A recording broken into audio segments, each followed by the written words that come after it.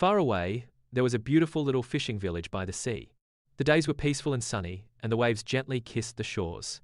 The villagers lived simple yet happy lives, relying on fishing to make a living.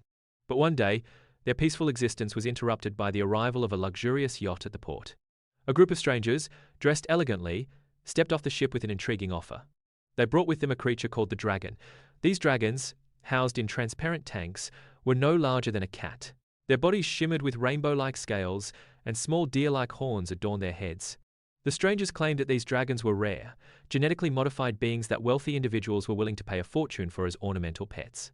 And better still, the villagers could help raise the dragons and earn substantial rewards. The villagers were filled with excitement. They saw this as an opportunity to change their lives.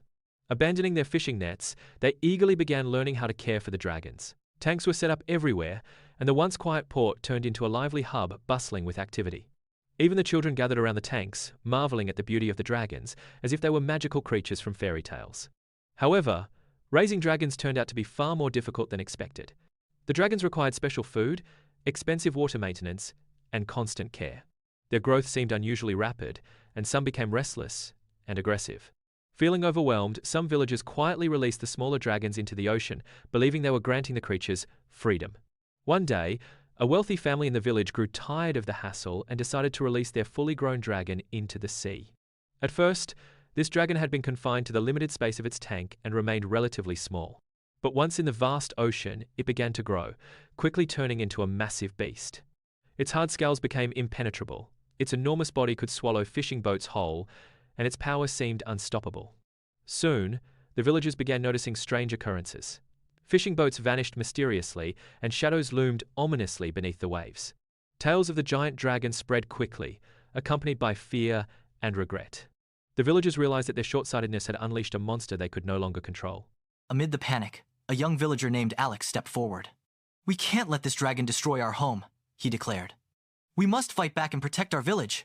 With Alex's leadership, a group of brave villagers decided to confront the dragon. They worked day and night to craft weapons, from spears to explosives. Although their tools were simple, their determination was strong. On their first expedition, the villagers were filled with courage, but their hopes were quickly shattered. The dragon's scales were as hard as steel, and their weapons were completely ineffective.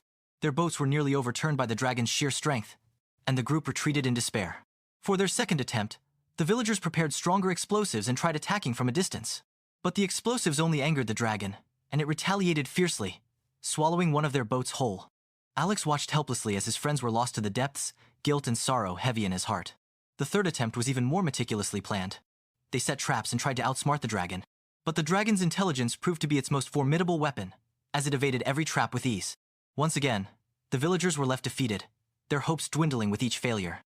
Finally, Alex rallied the villagers for one last effort. This time, they developed a giant trap and improved their long-range weapons.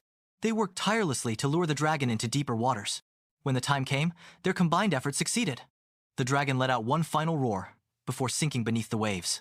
The villagers cheered with relief, their tears flowing freely as they celebrated their triumph. But as Alex stood by the shore, gazing out at the vast ocean, unease lingered in his heart. He remembered the smaller dragons that had been released, now hidden somewhere in the sea. Though the giant dragon was gone, he knew their victory was only temporary. The threat was not truly gone. It was merely lying dormant.